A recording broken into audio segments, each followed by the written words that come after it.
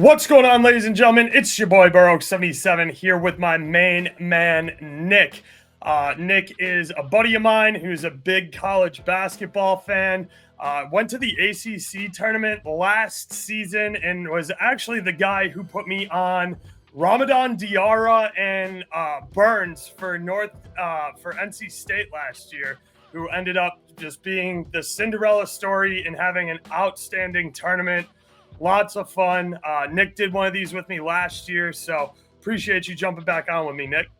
Hell yeah, man. Unfortunately, I don't have the insider information as I didn't go to any of the conference tournaments this year, but, looking for that gravy train that we were able to ride last year, so I'm sure in our bracket breakdown we're going to be able to find that sweet, sweet gravy train. Yes, sir. And for those of you who haven't watched one of these before, we are going to go through and break down each quadrant of the bracket. And then at the end, we'll be giving you some of our futures positions and some of our bets as we go through the bracket on any upsets we like that we might be betting there. This show will help you fill out your bracket as well as help you bet for the first round. And if you guys are new to this, or even if you're not, filling out your bracket and betting each individual game against the spread and against the number are very different things. So we'll have information for both as we go. So we're going to start here in the South, where we got Auburn taking on either Alabama State or St. Francis, PA. That game's actually getting ready to tip off right as we're recording. I don't see anything here upset worthy. If we want to talk about Auburn a little bit, then we can. But I don't see any way they're not getting past a 16 seed as the number one overall seed. Yeah, they're definitely winning this game. I think this year has real strong number one seeds. Typically, I like to do a little sprinkling on all the low seeds, the 16s, the 15s, and the 14s.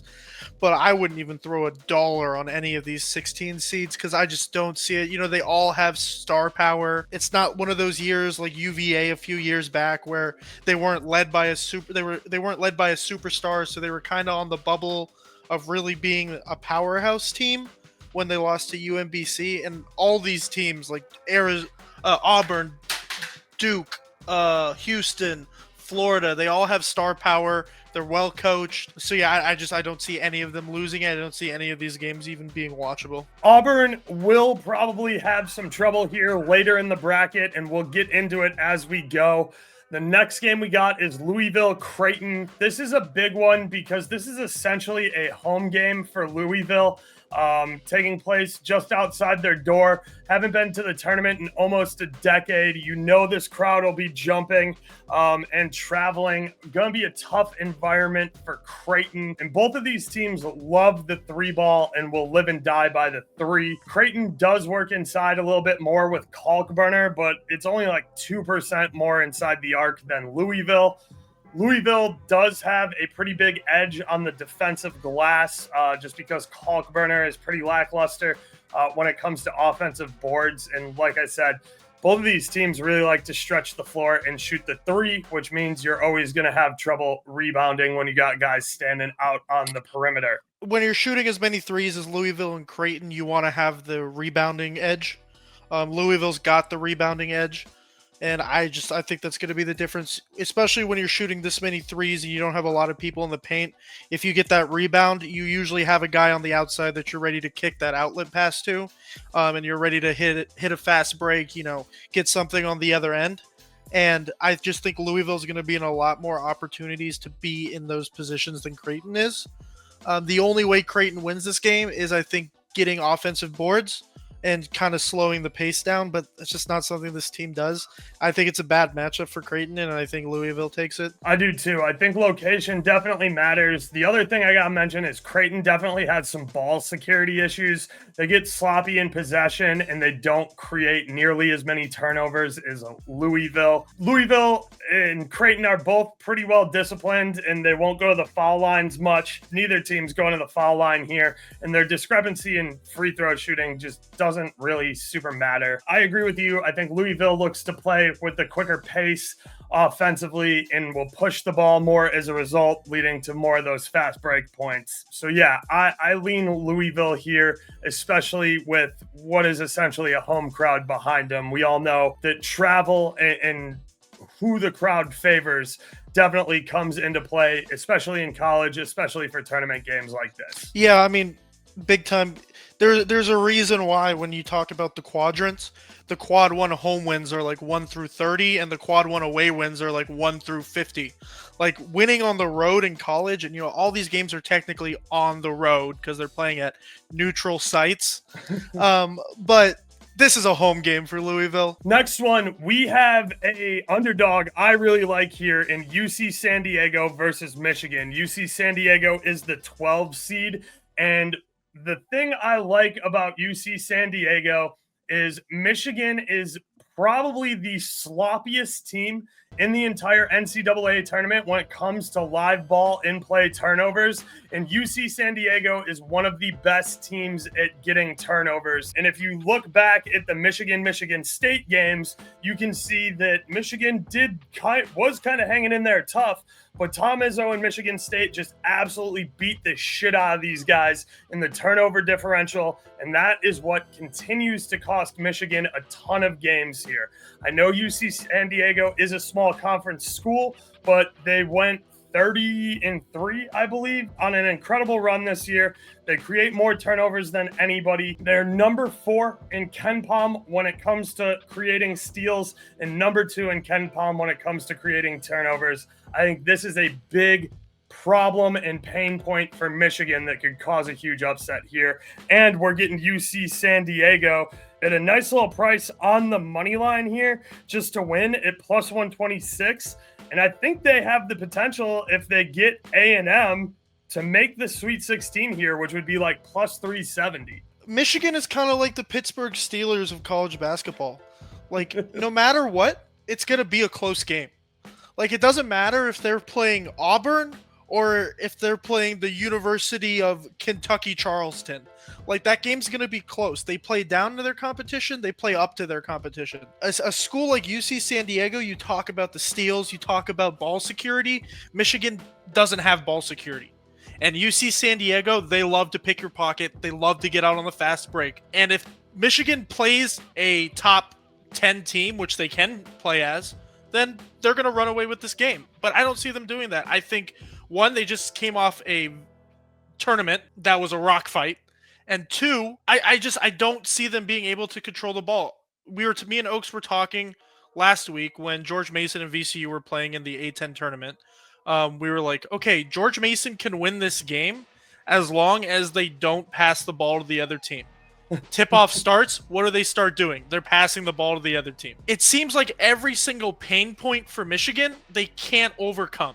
Yep. And UC San Diego is going to look for those turnovers, those interceptions, those tipped passes, and they're going to get on the fast break. I think UC San Diego wins this game. I think it's going to be close. When it comes down to the last 2 or 3 minutes, how I see this game going is it's going to be within 3 or 4 points up until the last 2 or 3 minutes. Michigan's going to try to push the pace, and they're just going to turn the ball over and over and over again. And in the end, UC San Diego is just going to win. Yeah, I like what you said about Michigan being a little extra tired, too, from winning that game Sunday to win the Big Ten championship over Scotty in a really close one. Michigan now has to travel to altitude in Denver and play on the Thursday. So that is a really tough turnaround because you're already on location for the Big Ten tournament. You have to travel home that night after Selection Sunday. Then you have to get on a plane and turn around right away and go to Denver at altitude, which is going to be difficult. And you played 4 games in the Big Ten. You had to play an extra game. Wait, no, they were the number 4 seed. So yeah, that's definitely a little extra thing working against Michigan there in their favor, or against them. What is working in Michigan's favor is they have a significant edge on the defensive glass. UC San Diego struggles to get after offensive rebounds, creating second chance points that way. They will create a lot of additional points off of their turnovers. And UC San Diego is a heavy 3-point team. Their 3-point attempt to field goal attempt ratio, they're shooting 49.6 of their shots from distance, which is number 8 in KenPom, and 40% of their scoring this season has come from deep, which is number 15 in KenPom. These guys love the three, and Michigan does defend the perimeter pretty well. That is if they're not gassed from running around end to end from turning the ball over so much. So I think UC San Diego, very live dog here, but like Nick said, should be a tightly contested one and will get sweaty. All right, let's keep it moving into Texas A&M versus Yale. This is a popular one on Twitter and on the talk shows about potentially being an upset spot. We know Yale upset Auburn last year. We do have to say that that was a pretty soft flagrant 2 that was given there. Auburn was a very good team, lost their head a little bit. Yale did make a nice play, and Yale does have a chance here. I'm not going to go completely against everybody who's dick riding Yale, but A&M is the kind of team that has one all-star player in Wade Taylor, who's for sure going to the fucking NBA. So A&M will go as far as Wade Taylor takes them.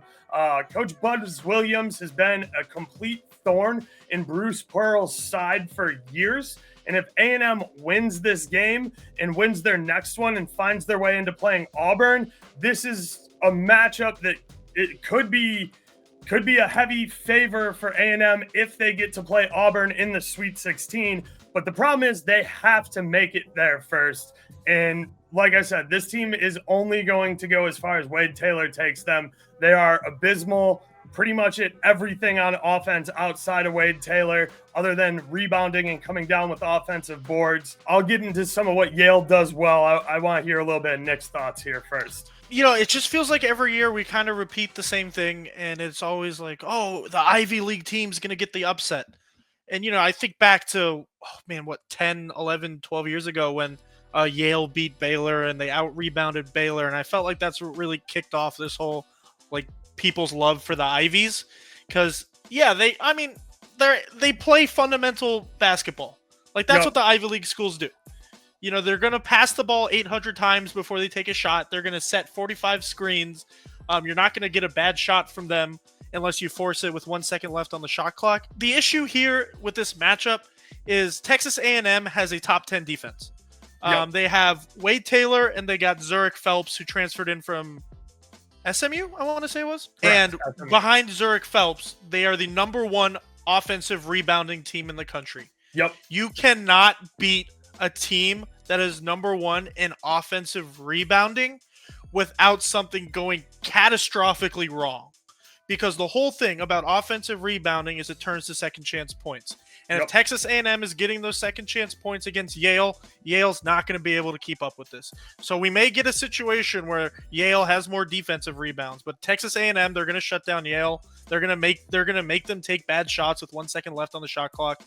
I really don't think this game is going to be close. I think Wade Taylor probably gets 25 points, 8 to 11 assists. I don't think it's a stretch to say Wade Taylor's the best shot creator in the country. Yeah, I don't see a world where Yale stays in this game competitively without either Phelps or Wade Taylor getting into very early foul trouble.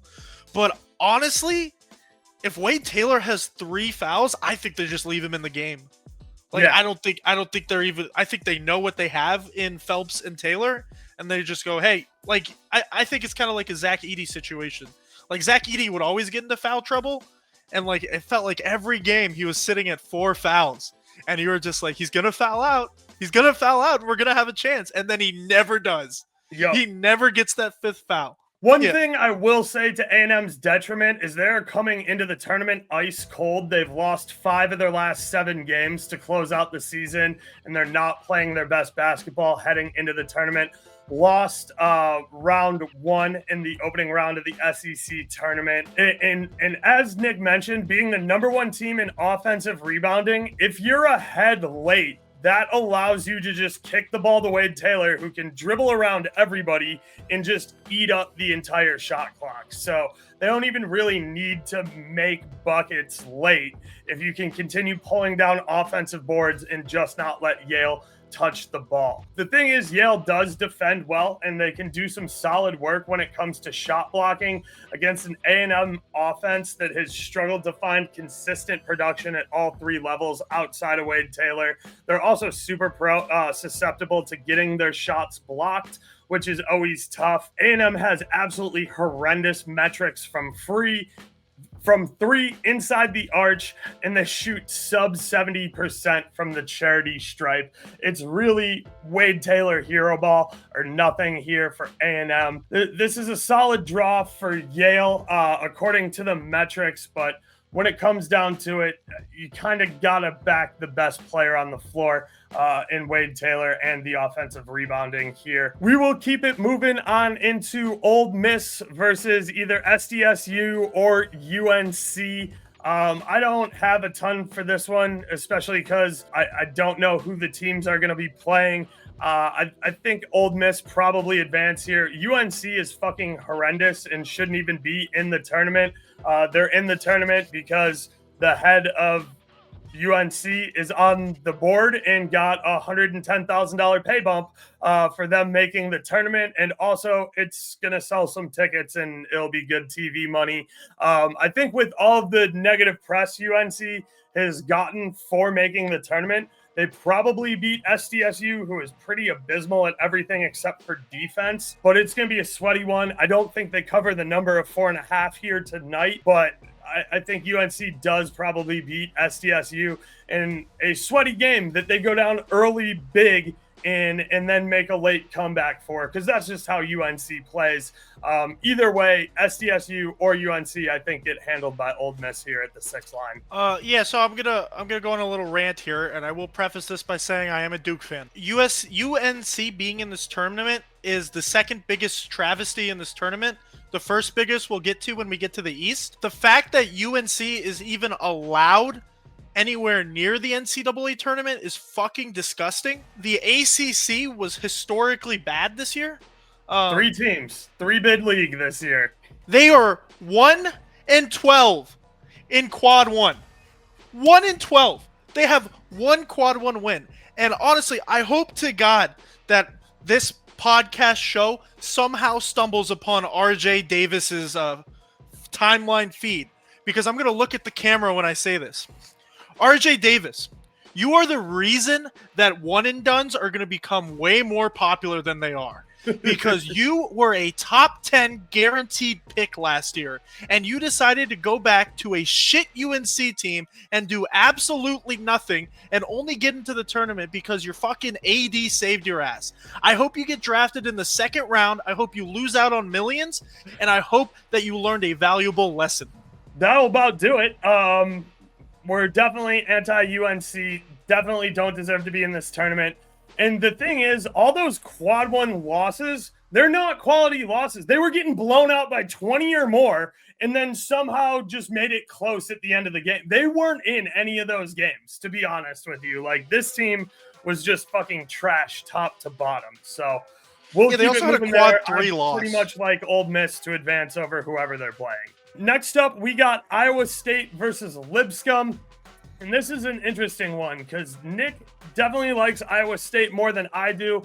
Iowa State is banged up. They've been dealing with injuries to both of their guards who are outstanding. Iowa State looked like a super complete team here early in the season. They've been battling some injuries. Whether or not both of their guards are going to be able to go is definitely in question. I know one of them has they have both made reappearances.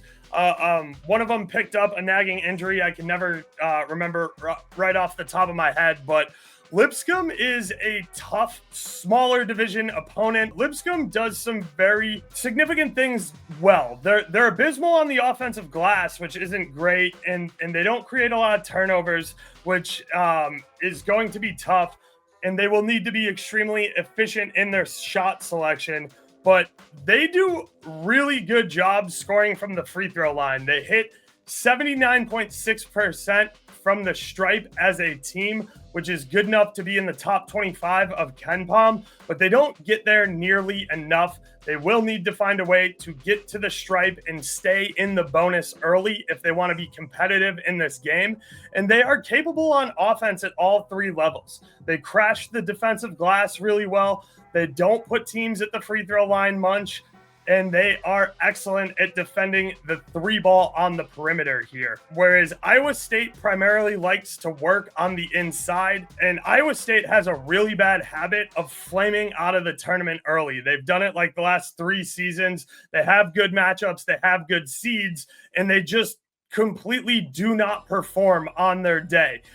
So the injury concerns here are valid, and so is their sketchy tournament history. Both teams have a lot of upperclassmen and experience, and Iowa State does have a deeper bench that they can rely on more in big or clutch minutes. But I think Lipscomb could be very live here if they can put together their best 40 minutes of basketball on the season and just get to the free throw line and stay in the bonus. I think at plus 900 here versus Iowa State, they're worth a cup of coffee. You talk about the injured guards, and that's definitely going to play a factor, but they got a 6'8" shot creating, 3-point shooting, rim defending guy in Joshua Jefferson.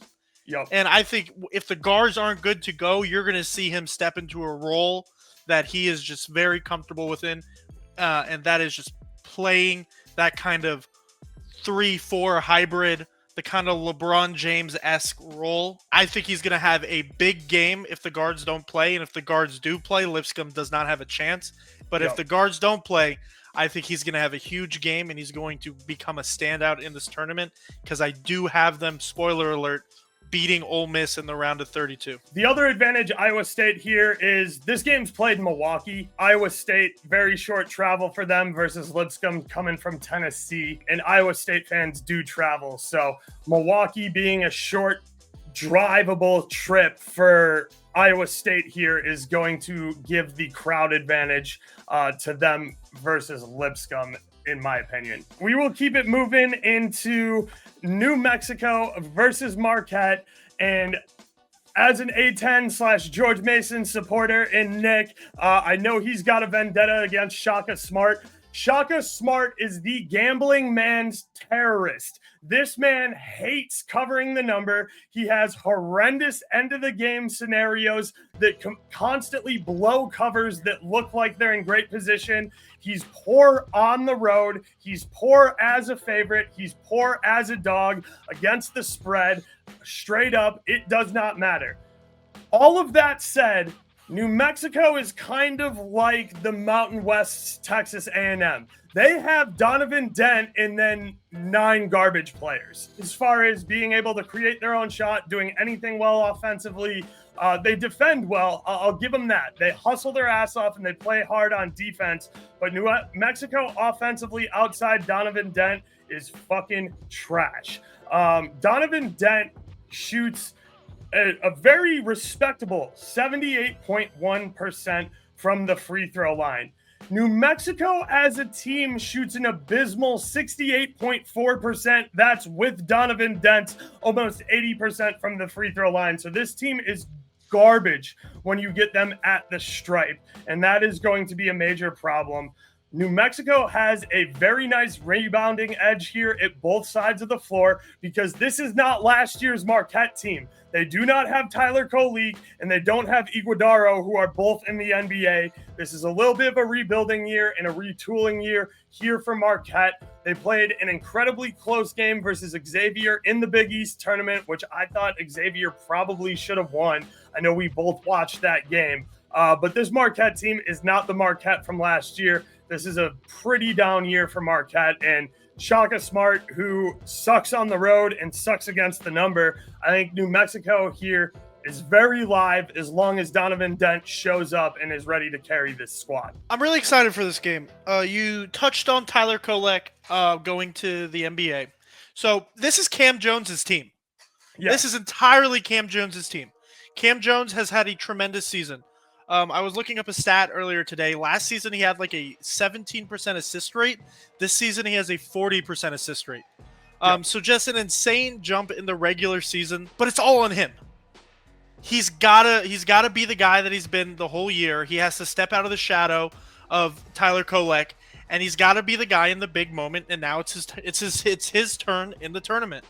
And I think he gets it done in the first round. I think he gets past New Mexico. I think that they're just faster. They're better. You talked about New Mexico at the charity stripe being awful. We know how much fouling comes into play in college games. I think Marquette wins this game. I think it's going to be closer than people may think. But I think at the end of the day, even if New Mexico's up by 2 with a minute left, they're not going to hit their free throws. So an important note here for me is that Marquette also struggles a ton to get to the free throw line, which is okay for New Mexico because they are, again, the only thing they do really well outside of Dent is defense. And Marquette isn't good from the free throw line either. As a team, they just shoot 72.3%, or number 117 in the nation, according to KenPom.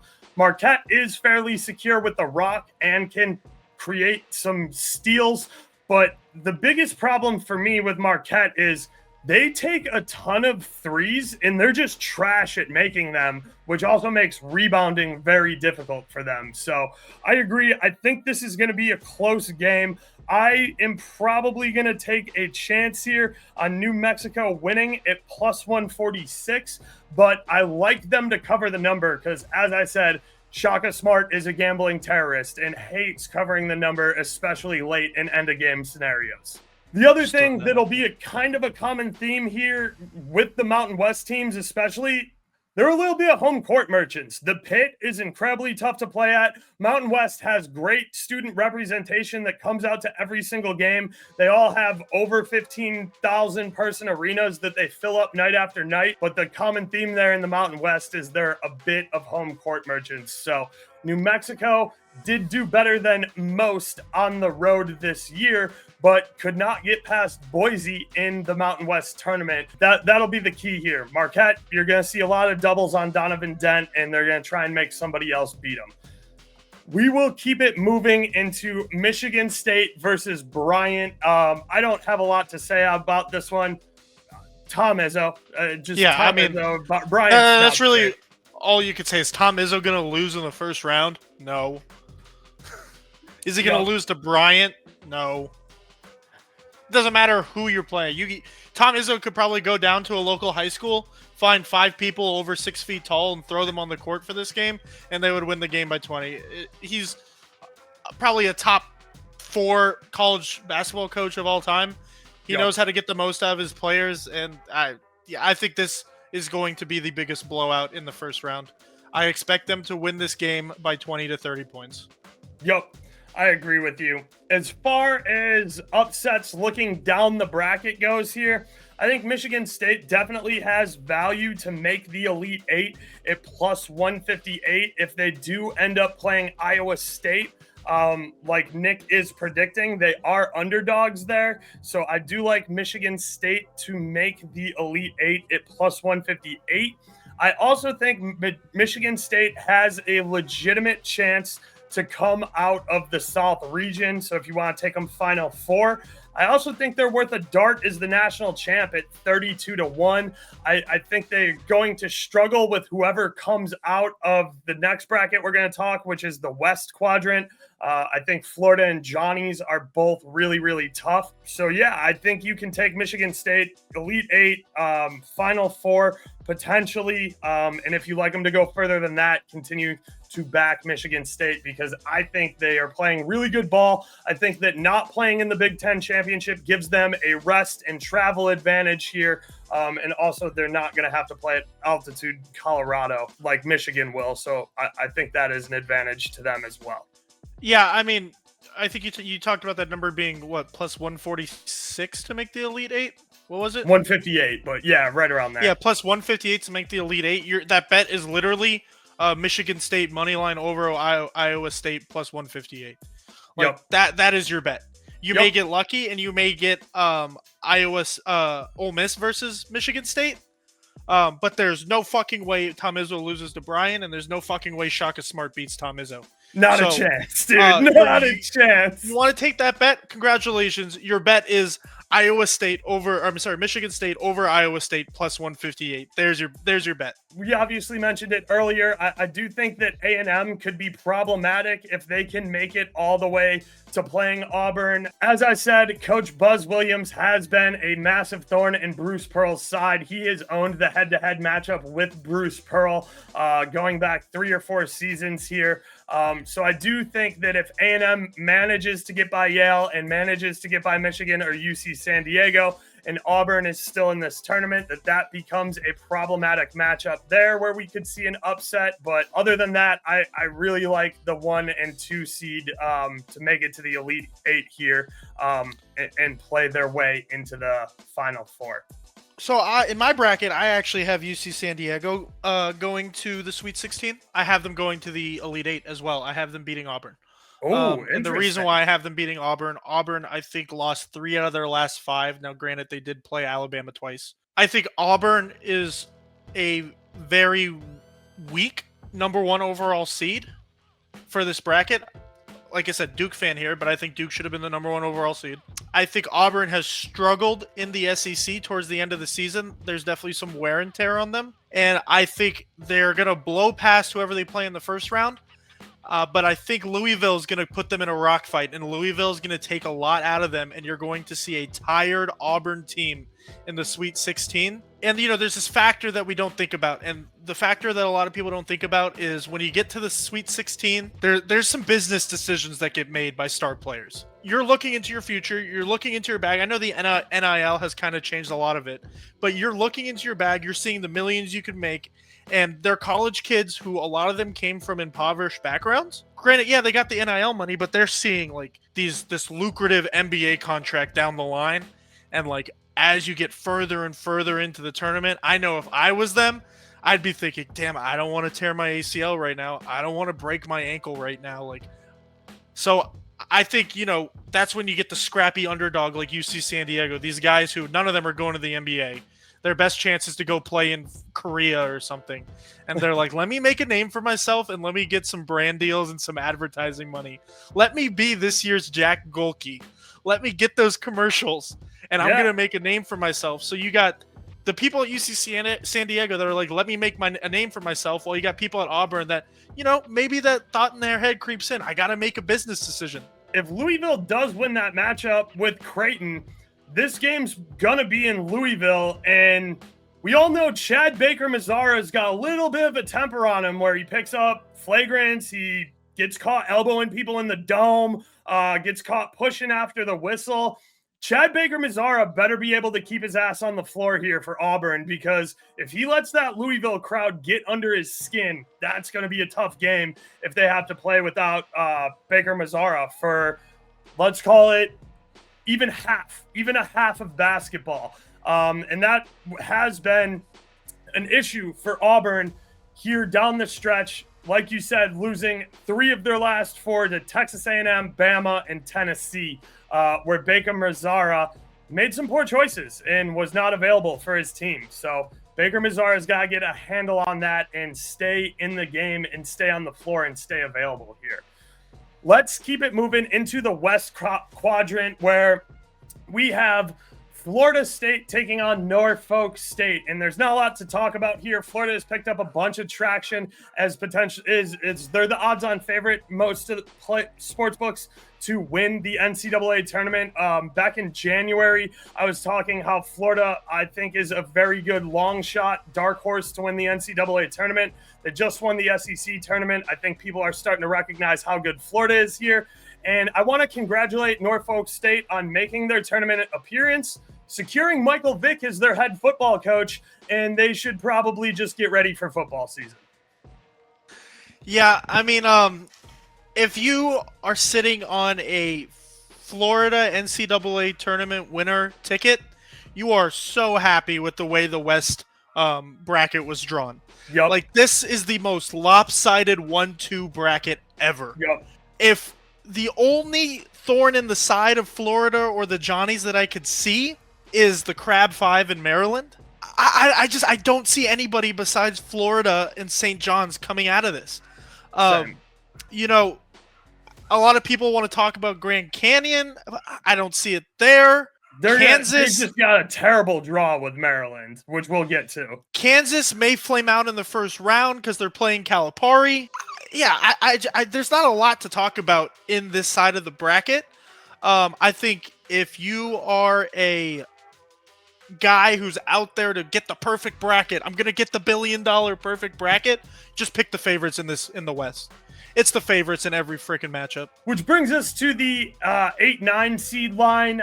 Again, I didn't go super in depth into this breakdown because, like Nick said, I think this is chalk for Florida and St. John's. And to me, when you're filling out your bracket for a pool, it doesn't really matter. Like, I don't give a shit about what happens on the inside. It's all about trying to get your final four matchups right. And I think this is going to come down to Johnny's versus Florida. As far as UConn versus Oklahoma is concerned, I mean, this is where everyone's bracket is going to go bust. This is the definition of a coin flip. Yep. UConn sucks. I don't know why they're an 8 seed, but Oklahoma sucks. I don't know why they're a 9 seed. But if I could see the tournament makers room, they were like, "Fuck, we need a 9 and an 8 seed in the West to feed to Florida. Who should we do?" And this guy's like, "How about UConn and Oklahoma?" And like, no one argued with him because they know they're gonna lose to Florida anyway. So who gives a fuck? Yeah, and you get Dan Hurley screaming his ass off and probably getting teed up. The one thing I do want to say about this is I don't think either of these teams are good. I just know that the best player on the floor here is going to be number 0, Jeremiah Fears out of Joliet, Illinois for Oklahoma.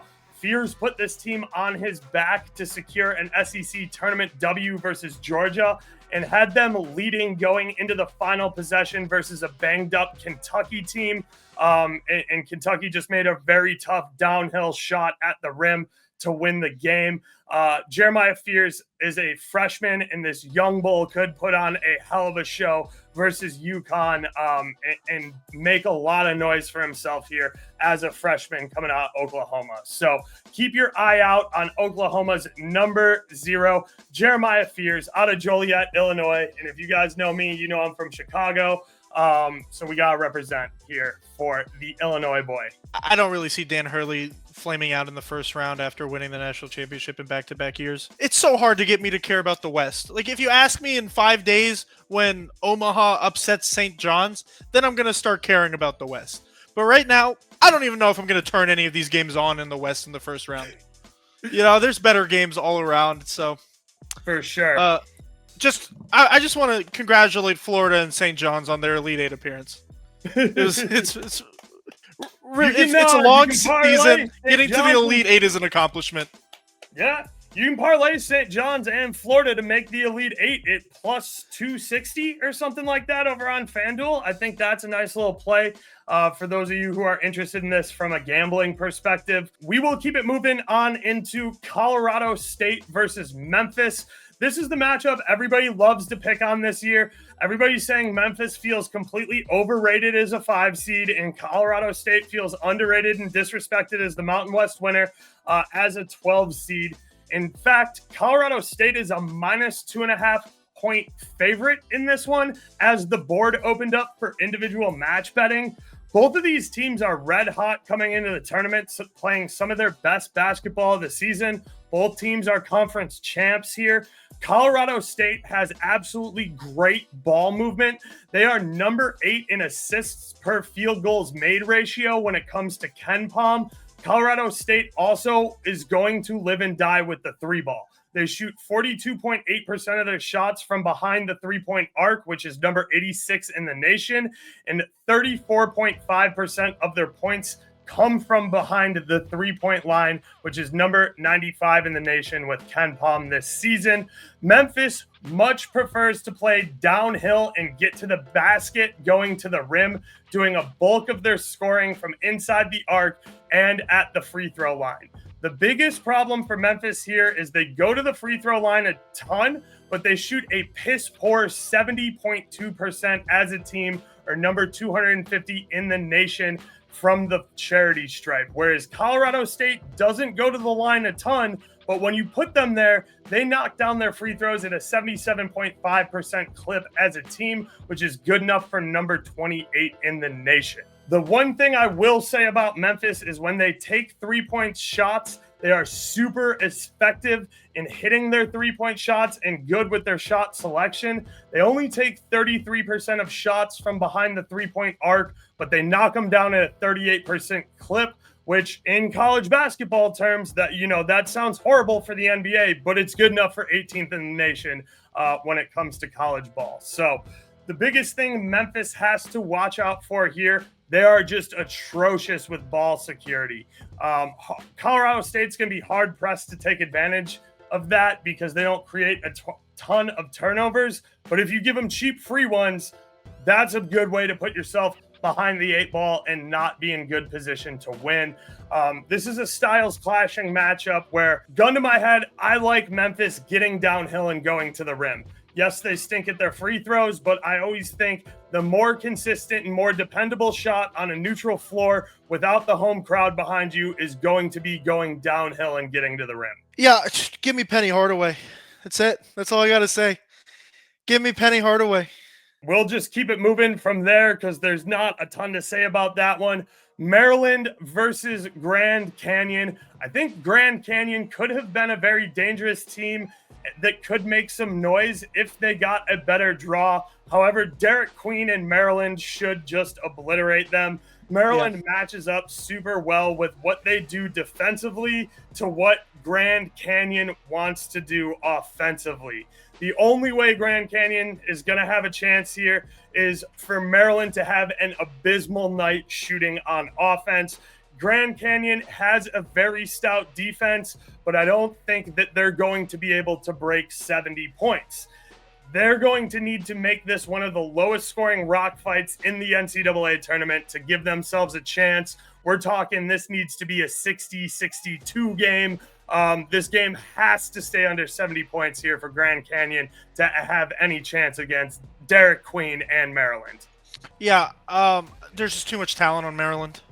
You're not going to be able to slow them all down. You may be able to slow down Derek Queen, but it's the Crab 5. There's just not much to say other than the fact that every single player on Maryland is just better than every single player on Grand Canyon. And I don't see a shot in hell that Grand Canyon wins this.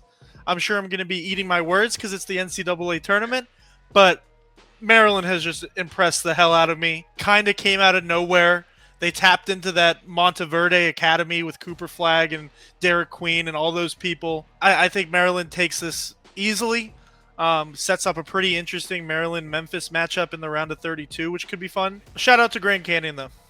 Yeah, played well, got back to the tournament, has a lot of support for the program, went out and did some nice things in the transfer window. Expect to see more of Grand Canyon in the future, especially with the expansion of NIL stuff. Keeping it moving into Missouri versus Drake. Drake is an awesome feel-good story. Coach Ben McCullum came from D2 and brought a ton of his players with him. Drake made an incredible run going 30-3 this season and beat quality teams like Vanderbilt, Kansas State, Bradley, University of Northern Iowa, and they also scheduled Miami and FAU, which looked like really good games early, but Miami turned out to be fucking trash, and Larinaga retired, and FAU flamed out as a Big 12 team, or not a Big 12 team, but they flamed out a little bit and couldn't live up to the hype with the new coach and some new players there. Before Miami and FAU were trash, Drake challenged themselves with their out-of-conference schedule. And like I said, they brought a bunch of D2 players who have just made a great name for themselves. And McCollum should be super proud of what he did, winning the Ohio Valley tournament. But this is just an absolutely atrocious draw for them. Drake is simply going to be outsized, out-muscled, and underexperienced versus a Missouri squad with a clear identity who has played much stiffer competition all season.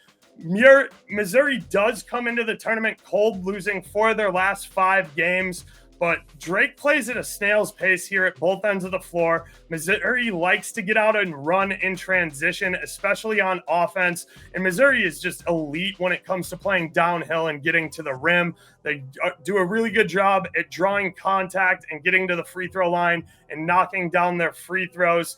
Drake creates a ton of steals, which could be problematic, but Missouri's pretty secure with the rock here. And Drake's biggest weakness is defending inside the arc, where Missouri plays some of their best basketball. And I just think it's Missouri by a million here. I love the Drake story, but this is a matchup nightmare. And Missouri's just far too talented and has way too good of players. So I respect you, Oaks. You're a smart man. I disagree completely. And let me tell you why. Drake is the only team in this tournament undefeated in Quad 1. 2-0. They did not lose a Quad 1 game. Quad 2, undefeated. 4-0. The only reason they're an 11 seed is because they play in such a shitty conference they don't get quality opponents. However, Bennett Sturts. Remember the name, okay? This guy, Division 2 last year. Absolute nobody. He's gonna be an accountant. Everybody was like, "Oh, D2 basketball was fun. You're gonna go be a high school coach. You may be a graduate assistant somewhere, but you had fun." Well, guess what? He's Division 1 now. He's in the NCAA tournament, and he's gonna have a statement game against Missouri. Here's a stat that I saw earlier today. Drake is the slowest paced team in the NCAA tournament. Missouri, top 5 fastest team in the NCAA tournament. What's harder, slowing down or speeding up? Speeding up is the correct answer. You ever been going 70? It's really easy to go from 70 to 80. It's really tough to go from 70 to 0. Okay? Drake's going to slow this game down to a fucking crawl. Bennett Sturts is going to have the game of his life. And Bennett Sturts is going to be the story of the tournament as Drake beats Missouri and then they get blown the fuck out by Texas Tech. Hey, look, I don't hate it. I hope for the story's sake you're right. I hope for my brackets and gambling you're wrong, because Missouri actually is a pretty playable number here. But your logic tracks, because you also like Liberty, which we'll get to in a little bit, who is one of the other slowest teams in the tournament. You mind if I take the lead on this Texas Tech UNC? Go ahead, man. It's all you, all bro. Right. Only reason I want to do this is because my lovely girlfriend just got home from her run, and she's a UNC fan. So we got number 3 Texas Tech versus the second best team in North Carolina, UNC Wilmington. Yeah, Texas Tech blows the roof off UNC Wilmington. Thanks for coming out. However, great story, and I'm going to get to say that UNC Wilmington was the second best team in North Carolina for the rest of the year, and that's just going to be a lot of fun in my household. I think that UNC Wilmington has an outside chance here at plus 1,200 because it's a very interesting number. I'm not saying that they're going to win. But I think that they're going to keep it closer than Texas Tech would like. UNC Wilmington has a chance to be a really tough out here if they can lock down their defense from 3. TTU lives and dies by the 3 ball. They don't go to their bench much, and UNCW will need to bait fouls on the offensive end. If you can get TTU's shooters in foul trouble early, that's going to be a problem for them, because TTU really does not use their bench much, whereas UNCW is comfortable going to their bench more. UNCW likes to bang inside, which is problematic for TTU because they're an outside-in built team, and they get to the free throw line. Just 27% of UNCW's points come from the behind the three-point arc, which is in the number 304 position for KenPom, and they go to the free throw line at a good enough clip to be number 48 in the nation at drawing free throw attempts, where they shoot a respectable 75.3% from the stripe. Good enough to be number 76 in the nation, top 100 in KenPom. You can't beat that. UNCW, like I said, has a deeper bench. They also have a ton of upperclassmen, and they're comfortable going outside their top 5 guys in big minutes. TTU is experienced, but they don't like going to their bench. And UNCW has a height advantage. They don't play small ball. Texas Tech plays small ball. They put a ton of guards on the floor. They like to try and space you out and shoot from three. TTU likely wins this, but UNCW can make it a sweat of a game if they can defend well from three. And it'll take a monumental effort, but I can see a way, especially at 12-1, for you putting a cup of coffee on UNC Wilmington here. Yeah, I mean, it's definitely worth taking a flyer on. However, I will say this. The only way UNCW wins this game is if JT Toppin either gets injured in the first 3 minutes or fouls out in the first half. They're not going to be able to stop. They don't match up well with JT Toppin. JT Toppin is a beast. Your plus 1,200 bet is, fuck, I really hope JT Toppin somehow gets ejected. Yeah, he's going to definitely need to have a bad game or get in foul trouble for this to have any sort of legs. And we will keep it moving into Kansas and Arkansas.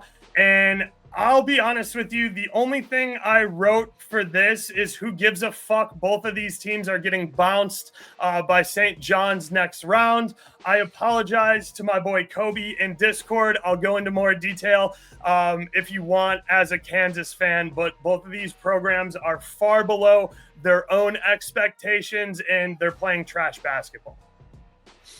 Yeah, again, it's another feeder game. The winner of this gets the honor of losing to the Johnnies. There's just not much to talk about, and it sucks because it feels like we were always talking about something with Kansas for the past 20 years. I don't know, the entire time I've been alive, and there's just nothing to say about them this year.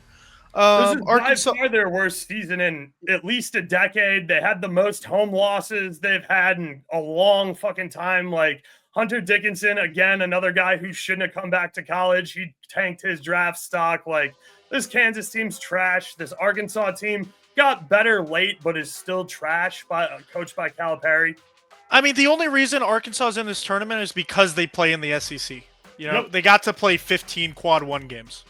So, like, yeah, it was very clear that made the tournament. Yeah, it was very clear that the tournament committee was like, if you have a few quad one wins, we're gonna let you in.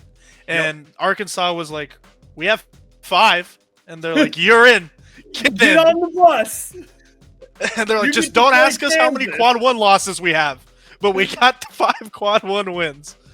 It's a boring game. Calipari may, pull something out of his ass and beat Kansas. If 10 years ago you told me that Calipari versus Kansas is a snoozer game in the NCAA tournament, I would have been like, what the hell are you talking about? Facts. We'll keep it moving. It's St. John's by 1,000,000. Good for Omaha for making it, but nothing really to talk about here. And like Nick and I said, we are pretty chalk on this bracket. Like I said, I think you can make some decent money if you want to play St. John's in Florida to make the Elite 8 here in the West. You're getting plus 250 or a little bit longer over on FanDuel. I know because I played it, and I definitely don't hate that parlay. Johnny's biggest test is Texas Tech, if Texas Tech makes it there. And that's only because John's is going to struggle to catch up if they get in a big hole to a Texas Tech team that shoots a ton of threes. But Johnny's just defends super well at all 3 levels. And they like to get downhill, and they make all of their baskets from 2. Johnny's just needs to not fall in love with the 3 playing a Texas Tech team that's going to try and make them fall in love with the 3. Yeah, I mean, I have the Johnnies winning the whole thing. I think this is Rick Pitino's year. There's just not much to say. The team just feels complete. Every game you watch about St. John's, like a lot of times you watch NCAA games and you're just like, holy fuck, this is bad basketball. This is really fucking hard to watch. But St. John's, you watch them and you're like, wow, like I feel like I'm watching like an established like basketball team. They all the players have chemistry. Nobody's trying to be the hero, and it's just a complete team. And I think the Elite 8 St. John's Florida matchup is going to be the game of the tournament. I think everyone should tune into that. If it happens, spoiler alert, it will happen. I love St. John's. I'm super bullish on St. John's just because of Auburn potentially crashing out, and Houston being a fraudulent 1 seed. Yep. So really their only tests are going to be Florida, Iowa State and potentially Duke. Duke sucks in the latter half of the tournament. Perennial Elite Eight losers. So there's a chance that we get like a St. John, Illinois final, and St. John's just wins by 25 points. But yeah, I think they're the most complete team in the bracket, and I think whoever wins that Florida St. John's matchup is going to win the tournament. Yes, sir. And Nick is on the Johnnies to be your national champs at 50-1 over on DraftKings. So we will keep it moving over into the East Quadrant, where Duke is playing American or whoever the fuck, and it doesn't really matter because it's Duke. Mississippi State is taking on Baylor. I know you like Mississippi State on the money line with this one, so I'll let you go first. I talked about how UNC getting into the tournament was the second biggest travesty to this bracket. The first biggest travesty is Baylor being in this tournament at all. Baylor lost to Colorado. They were 2 points away from losing to Rutgers at home. They have no reason to be in this tournament aside from the fact that they play in their conference. 12 quad 1 losses, 1 quad 2 loss, 1 quad 3 loss. Like what are we doing? They're 19 and 14. Why are they in this tournament? And they're huge home court merchants at home in that tiny ass gym down in the pit. I think if anything, you should have put them at maybe a 13 seed, a 14 seed, a fucking 9 seed, and they're playing an SEC team. It's over. If Baylor wins this game, I'll give $50 to anybody watching this. Nice. As far as some in-game stuff goes, Baylor likes to play slow. Mississippi State likes to push the pace and play up tempo offensively. Mississippi State should have a big edge here on the offensive glass, especially. Mississippi State will have a bit of an edge in the turnover battle as well, but both teams are fairly secure with the rock. Don't expect a ton of steals or turnovers from either squad. Baylor gets a lot of their shots blocked, and that's a massive problem here as Mississippi State is the number 17 in the nation at block percentage, according to KenPom. Baylor is much better at the stripe, but neither team goes to the stripe a ton, so it's kind of a moot point here unless the game's super tight late down the stretch and Mississippi State is behind and they're following Baylor to try and get the ball back. Mississippi State is abysmal from 3, but proficient from 2, whereas Baylor completely stinks at guarding the 3, but is a little bit more stout inside. Baylor can shoot well at all 3 levels, and Mississippi State sucks at guarding the 3, but Baylor should have the edge on the deep ball this game. Foul trouble is a real possibility for both teams. They both get in foul trouble a ton. So advantage Mississippi State for using their bench more. And Baylor has tournament experience. Their transfer center, Omir, will be looking to make an impact as his last tournament run was cut short with Miami due to injury. He was on that Larranaga team that looked fantastic and made it to the Elite Eight before Miami kind of flamed out. Last season had a bunch of injury problems. I agree with you. I like Mississippi State here. Minus 120, I think, is a very advantageous we got to just face the facts, and that's the fact that Baylor's only in this tournament because VJ Edgecombe plays for them. And if he didn't have that chase down block that went viral all over Twitter, he would, 1, not be a top 5 pick next year, or this year, sorry, and 2, Baylor would not be in the tournament. They're just doing this so they can get some TV time for VJ Edgecombe. So it's going to be really funny when I post a picture of VJ Edgecombe posterizing somebody to cut the lead down to 23. Absolutely. Yeah. That's Baylor's other big problem is they dig themselves gigantic holes, especially in the first half, because they get in foul trouble and have to play their bench. Let's keep it moving into Oregon versus Liberty, where me and you strongly disagree here. I think that it's all Oregon, and you like Liberty to be a dark horse here. And I'll let you explain why. Liberty is one of the higher scoring teams in this tournament. They are facing a very high scoring Oregon Ducks team that averages 76 points a game. But Liberty is not a high scoring team in the way that a lot of people expect. A lot of people, when you think of a high scoring team, you think of fast break threes, you think of transition, you think of the outlet passes, you think of turnovers. No, Liberty, they just make their shots. Yep. They grind the clock down and they make a shot and they say, okay, your turn. Every single possession, Liberty puts the pressure on you to make your shot because Liberty's going to go down on the other end. They're going to take 30 seconds and then they're going to make their shot. And then they're going to give the ball to you and they say, you can go fast, you can go slow, but you're going to have to make the shot. I think Oregon's going to struggle. I think Liberty's going to have a Cinderella story this tournament. Yeah, I really like Liberty. I'm really bullish on Liberty. I have Liberty going to the Sweet 16. It's Plus just 1340 on FanDuel. It's a lot like the Drake situation. We have gotten so used to not using up the entire shot clock and, getting there and making 1 or 2 or 3 passes and then taking the corner three. If you take them, you got to make them against Liberty because they are going to make you wait to take your next shot. So I think Liberty is going to slow this down. I think for a final score, I'm going 74-65 Liberty. To Nick's point, he's dead accurate.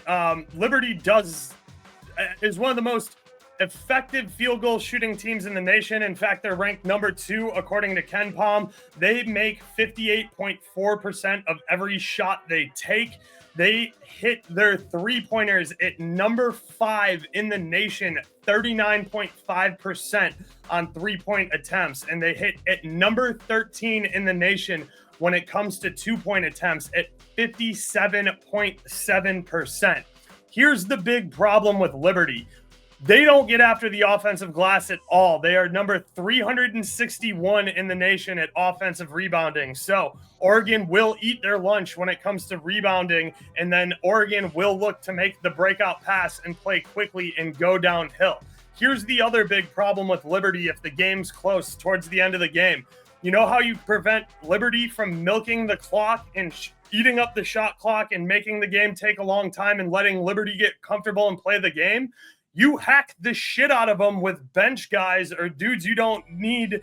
It doesn't matter if they're in foul trouble because Liberty shoots a piss poor 65.4% from the charity stripe. You cannot shoot that poorly from the charity stripe and close out a close game. I think Oregon, as long as they can keep it close, as long as they can keep the score within, let's call it 6 to 8 to 10, or towards the end of the game, you hack Liberty like they're Shaq or Dwight Howard or a 90s fucking center, and these guys are just going to choke on their own inability to hit free throws. That said, if Liberty's up big going into the final 5 or 6 minutes, you're going to be having a really tough time getting a comeback against this team because they are so effective with their shot selection. Let's keep it moving on into the next one. Arizona versus Akron. We're not going to spend a bunch of time on this. Good for Akron, good for the MAC.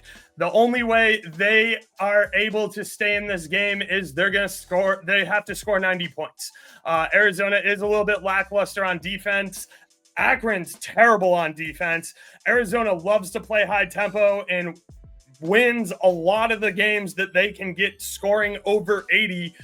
So Akron's just going to have to go completely unconscious for 40 minutes and go bucket for bucket and score 90 points to hang with Zona. That's the only way they win this game. I mean, Arizona is just a perennial, dominant first round, second round team. It just feels like every year. But after the Sweet 16, they're complete choke job. But it just seems like every year they're a lock to get the Sweet 16. The only thing I will say about this game is if I hear one more fucking commentator, interviewer, or anything call it Akron, I'm going to blow my brains out. Come on. LeBron James is from Akron, Ohio. We should all know how to pronounce Akron. So that's just a little side note. But other than that, yeah, give me Arizona by a billion. Fine. Next, we have the only matchup of 2 teams with 3-letter acronyms in the tournament. BYU and VCU. And I know Nick is going to hate this. Like I said, he's an A10/George Mason guy. I really like VCU here. I am extremely biased, I have to say. I've watched a lot of VCU. I've watched a lot of them for a couple of years. I really like the Ukrainian international Max Shoga. I really like them going out and getting Bamasil. I think Jackson is a nice piece to this team. This is a great styles clashing matchup. BYU likes to play quick and run up the score. VCU focuses on being a defensive anchor and keeping games under 70 points. This rebounding matchup is going to be absolutely outstanding. VCU is KenPom's number 10 team in the nation in offensive rebounding, creating a ton of second chance points where VCU feasts. BYU is number 28 in defensive rebounding and number 77 on the offensive glass, where they do have a little bit of an edge against VCU, who is number 199 in the nation on defensive boards. So great rebounding matchup here. VCU has been the most consistent club all season, where BYU tends to run very hot and very cold. BYU doesn't get to the free throw line much, and when they do go, they shoot a piss poor 70.5% as compared to VCU, who shoots just about 75% as a team from the stripe. VCU is KenPom's number 1 ranked defense in effective field goal percent. VCU is absolutely smothering on the defensive end of the floor. They create a shit ton of turnovers. They are top 25 in three-point defense in the nation, and they are number 4 in the nation according to KenPom at defending inside the arc. And they also stack on top of that with being the number 7 team in blocks in the nation. They are completely suffocating on defense. This is going to be a rock fight unless BYU figures out a way to get VCU in foul trouble. VCU's biggest issues come late in the game when they have their star guys on 4 and sometimes 5 fouls falling out here. So both clubs heavily favor the 3 ball, and VCU is just a more experienced team. I like VCU to upset here. I like them at plus 134 on the money line, and I could see VCU potentially beating Scotty here. I think they have a very good matchup if they can get past BYU in a complementary game where Scotty does the same exact thing as VCU, except Scotty is just elite. They're the best free throw shooting team in the country. So I think VCU wins this game. However, I have a hatred for VCU that is only rivaled by my hatred for the Celtics. I will never pick VCU to win in the NCAA tournament. I hope they get blown the fuck out, but I think they're going to win. I don't have them winning in my bracket because it would make me sick to my stomach to pick them to advance. But yeah, they completely dominated George Mason in the A-10 final. The score was way closer than the game was. Yep. They were blocking shots on both ends. I think at one point Mason was like 2 for 17 in the second half from 2-point field goals. Yep.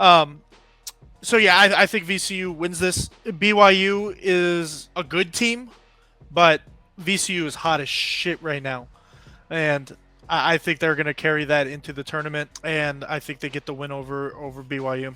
The only thing I am giving BYU a significant edge on is this game is at altitude in Denver. BYU has an already elevated campus. They're more used to playing at elevation than VCU. The magic numbers here are between 70 and 75. VCU has to hold BYU to under 75 points for them to stay in this game. BYU has to score more than 75 to win this game. So that's where we'll leave it there. Up next, we have Scotty versus Montana. Great for Montana making it to the tournament out of the Big Sky. Scotty has decent enough problems, like I said, going deeper into the tournament. I know Nick likes Scotty going to the Elite 8 at plus 310 over on FanDuel. I'll tell you this, Scotty's beating Montana. Very, very good for Montana getting here. But we're already kind of looking ahead at the next round for Scotty. The thing I mentioned is you cannot put Scotty at the free throw line. They are the number 1 free throw shooting team in the nation. That is always incredibly tough to beat come tournament time, especially when games are close. Scotty lives and dies by the 3. They're one of the highest 3-point takers and very good at making their shots from 3, but they will live and die by the 3, and that's why it's just going to be tough to back Scotty making a super deep run here, in my opinion, making the Final 4 or longer. But I know Nick likes Scotty to go to the Elite 8, so let's hear him tell you why. I love Wisconsin. This is my favorite Wisconsin team since Frank Kaminsky. Again, like St. John's, super complete. They failed to win their conference tournament, and I was always making a joke with Oaks that I was like, "Wow, Scotty's gonna have to wait and see now. Let's see if they get in." But we all knew we all knew they were getting in. I think they're As one a of the higher better. seed than Michigan, who won the Big Ten too. I think they're probably the best 3 seed in the tournament. Yeah, they're definitely the best 3 seed in the tournament. I saw some random dude on TikTok today that was like Montana's gonna upset Wisconsin, and like that was the dumbest thing I've ever fucking heard in my life. John Tanji is just a baller. This is probably what his 6th year in college basketball, but I mean he's just made the most of it. He's averaging almost 20 points a game. Wisconsin was picked to like finish. Not even. I don't even think they were picked to finish in the top 10 in their conference in the Big at the Ten. start of the season. Yeah. And they just had a fantastic season. John Tanji's a fantastic player. I think they're going to go really far. I have a future on them to make it to the Elite Eight. I'm very tempted to pull the trigger on the Final Four, but I need to wait and see first about Duke. I think this is a really, really good Duke team, but it all depends on Cooper Flag. Yep. And don't get me wrong, I think if Cooper Flag plays in the first game, Duke is getting knocked out in the Elite Eight. I think if he rests the first game, I think Duke can make it to the finals. But Cooper Flag needs to rest. Like, there's no reason that he should be playing Mount St. Mary's on a bum ankle. Or American. Yeah, like, get your rest. Take the extra 2 or 3 days. Go to the training room at Duke, use some of your NIL money to buy a massage gun, and just fucking rest, man. And if I see Cooper Flag on the court at tip-off of that game, I'll know at that point, all right, I need to place my Wisconsin Final Four future bet. I think it comes to no surprise to either of us, too, with the Cooper Flag injury that Duke got the Friday-Sunday draw for the tournament so that everybody can see Cooper Flag play if it does come to that. So we'll keep the conspiracy theories and the rest of the bracket projections after we talk about St. Mary's versus Vanderbilt. I think there's a significant travel advantage here for Vandy. This game's in Cleveland. You have a really excited fan base for a team that did better than expected in both basketball and football this year, so that always energizes a fan base. Vandy is not a cheap school to attend. They call it the Ivy League of the South. Alumni have really deep pockets and will travel well. It's a long day drive to get to Cleveland, but it's drivable versus St. Mary's, who's coming from Southern California, and it's going to be a much harder travel there. I think Vandy will have the crowd advantage. St. Mary's plays outstanding defense. They're the number 8 defense according to Ken Palm and adjusted efficiency, but Vandy has a very solid defense as well, checking in at number 3 in adjusted defensive efficiency. Vandy loves to get downhill and finish at the rim, and when it comes to tournament time, I always have so much more faith in teams that get downhill and finish at the rim than teams that are going to live and die by the 3. It's a higher percentage shot. You get the opportunity to draw contact, to go to the free throw line and get 3-point plays the old school way, or if you miss and are fouled, you get the chance at the bucket, going to the stripe, where Vandy shoots a respectable 74.7% clip, good enough for 90th in the nation. St. Mary's does their best defensive work inside, and they don't foul, so it will be tough for Vandy to get to the stripe, but St. Mary's likes to work inside. The biggest thing is they cannot make free throws in the clutch. They shoot an abysmal 69.5% from the stripe as a team, which is 273rd nationally. And Vandy fouls a lot. So hacking St. Mary's in a close game is definitely not a stretch of the imagination. And their inability to hit free throws definitely concerns me here. I lean Vandy here, and I think they can win this game, but I don't particularly care. I think either of them are going out to Alabama. I know that the SEC matchup isn't ideal for Bama. It's always hard to beat a team 3 times in the same season. So Bama probably prefers St. Mary's, but this is a pretty coin flip game. I give a little bit of the edge to Vanderbilt here, just with how I think easier travel for the alumni and for the students is going to be versus St. Mary's. Yeah, dude, I feel so bad for St. Mary's. This is such a tough draw for them. Vandy, the only reason that they're a 10 seed and not anything higher is because of their 3 quad 2 losses. But I just feel so bad for St. Mary's because, you know, in this new age of college basketball where we're so focused on quad wins and NIL plays such a big part, like every single game in the tournament matters so much for these small schools because that's how you get your NIL money. You know, you make a statement on TV, and I'm sure St. Mary's would have much preferred to be playing New Mexico. They would have much preferred to be playing Arkansas or Utah State, and they just got absolutely fucking railroaded with this matchup. Last but not least, Robert Morris, congratulations on winning the Horizon League. You get to get skull fucked by Alabama and Nate Oates. Has Robert Morris ever won a game in the tournament? I gotta look it up. Like their first appearance out of the Horizon League in a long time. Obviously, we got Go Leak in the Oklahoma story the year before that, or Oakland story.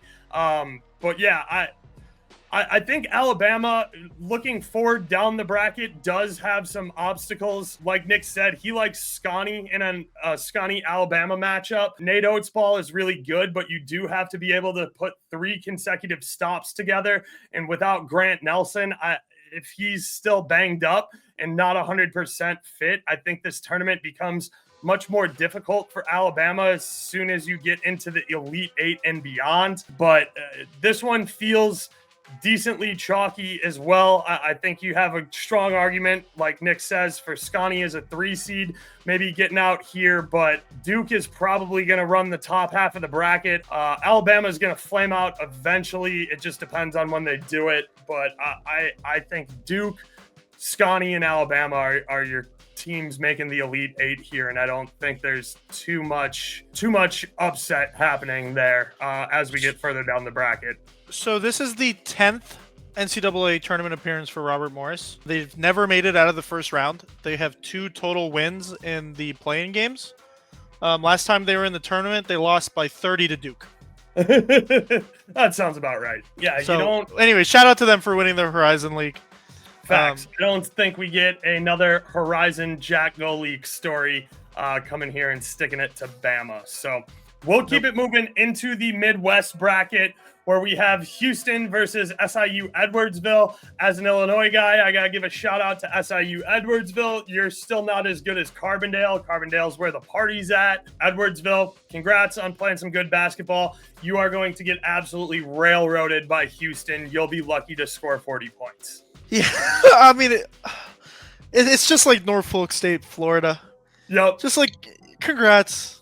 Except for Florida could hang 200 on Norfolk State, whereas like Houston might win this game 70-28 because Houston's defense is just absolutely insane. Like I really think that SIU Edwardsville is going to struggle to break fucking 50, let alone 60. As fraudulent of the number 1 seed as Houston is, this game's not going to be fucking close, and I don't think the second round game is going to be close either. This is a weak part of the bracket. I think this is where a lot of people's brackets are going to bust. You got a lot of flippy, chalky games that could definitely see some upsets, but at the same time, I also wouldn't be surprised if every favorite won each game that they played by 20. I had a really hard time picking the Midwest because my 2 questions I asked myself are: is High Point actually real? And how far is Houston going to go till they get exposed? It's not going to be in the first round, and I don't think it's going to be in the second round, and we'll get to the next matchup in a little bit, but I think Houston does not make it past the Sweet 16. I think they're going to be the first number one to get out. I tend to agree with you because I really do like this Clemson squad. But before we get to Clemson, let's talk Gonzaga, Georgia, because I do think this is a really tough 8-9 matchup that has some potential here. Gonzaga wants to play fast and push the pace, whereas Georgia likes to slow the ball down. Georgia has struggled away all season, just securing 2 away wins in the SEC to finish out the season, where both of those wins came in March. And they lost to Fears in that Oklahoma team that we talked about earlier in round 1 of the SEC tournament, which I thought was an upset on a neutral floor there in Nashville. Gonzaga is playing their best basketball coming into the tournament, which is good, finally toppling conference rivals St. Mary's in the WCC tournament. Gonzaga did lose both regular season head-to-heads with St. Mary's, making them 11-2 coming into tournament play, where St. Mary's accounted for both of those losses. Georgia has significant turnover problems, and they aren't secure with the rock at all. They should feast on this Georgia squad. Georgia likes to work inside and get to the free throw line a ton, but they don't shoot well from the stripe. Georgia is going to have to make their free throws for this to be a competitive game. Gonzaga is extremely secure with the basketball and doesn't go to the free throw line a ton, but when they do go, they shoot 80% as a team, which is good enough for number 5 in the nation, according to KenPom. So you're going to be hard-pressed to get the ball back without coughing up points if you need it late in the game versus Gonzaga. I think it's Gonzaga here. They have more upperclassmen. They have more experience. Georgia's big edges come in their height discrepancy and shot blocking ability, but I think Gonzaga is just too good of a team to let that phase them, and Gonzaga is going to eventually win here and should be able to give Houston a good game, but Houston's defense, I think, is good enough to anchor them against this Gonzaga offense. So I have Gonzaga winning.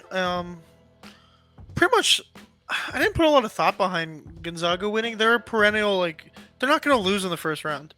You could give me a Gonzaga. That one year they were at number 2 seed and lost in the first round. You could give me Gonzaga anywhere from a 12 seed to a 4 seed in the bracket, and I'm going to pick them every time. I've seen enough tournaments to tell you that Gonzaga is making it out of the first round. Yeah, and Georgia has definitely struggled to get tournament experience, especially recently. Let's keep it moving into Clemson versus McNeese State. McNeese State has been a great story, and shout out to Will Wade for what he's been able to do to revive this program. Shout out the manager, the I guess Aura King or whatever, who got himself a couple of NIL deals by walking around with the boombox, which is always sick. And this McNeese State team is very fun and very fun to watch. They are, however, going to get absolutely skull-fucked by this Clemson team. I think this Clemson team is criminally underrated at a 5 seed.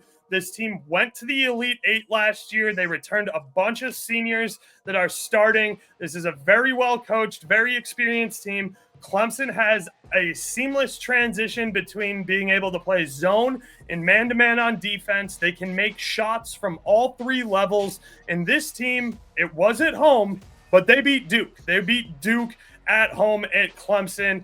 This is a very, very underrated 5 seed. They should probably be about a 3 seed, if not a 2 seed. But this Clemson team is mad dangerous here. And I think that down the road, this Clemson team is going to be the team that gives Houston problems come the Sweet 16. Yeah, if they had a make your own bet somewhere, my bet that I would make is Ian Shiflin over 4.5 dunks.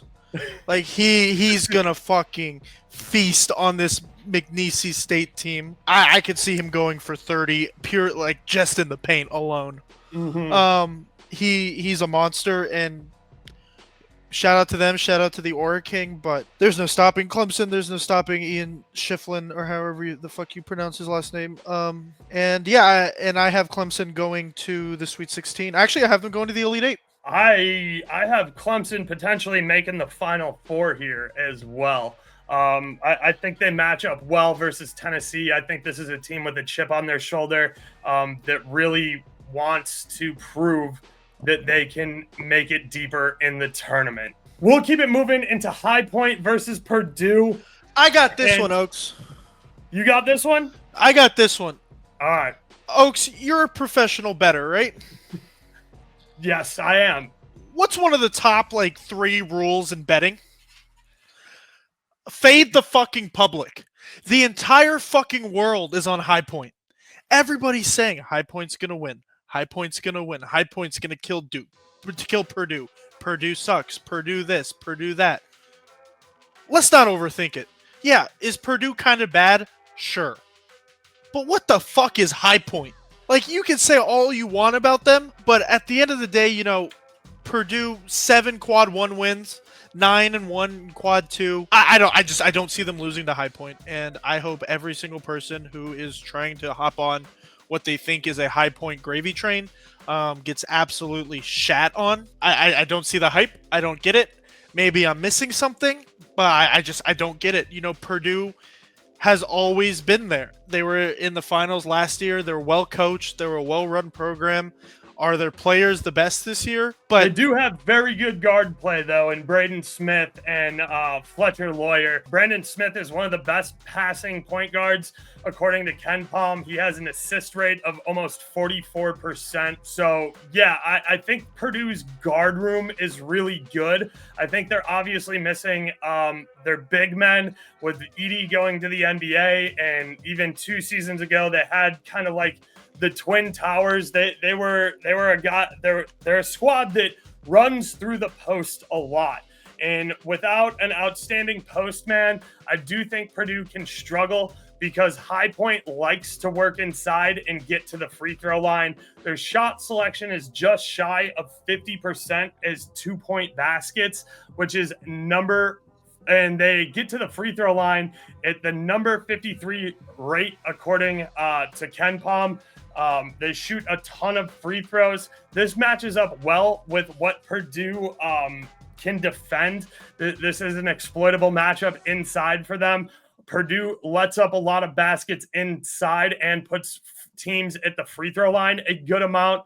Purdue is much better at defending the perimeter, and High Point just isn't going to shoot out there. Both teams are fairly secure with the rock, and we shouldn't see too many turnovers here. High Point has a slight edge here on the offensive glass, and both teams are about even on the defensive glass. Like I said, Purdue's very good at guarding the 3 as well as knocking down the 3 ball. Purdue shoots an outstanding 38.5% from 3, which is good enough to be number 10 in the nation, according to KenPom. And that's entirely Braden Smith.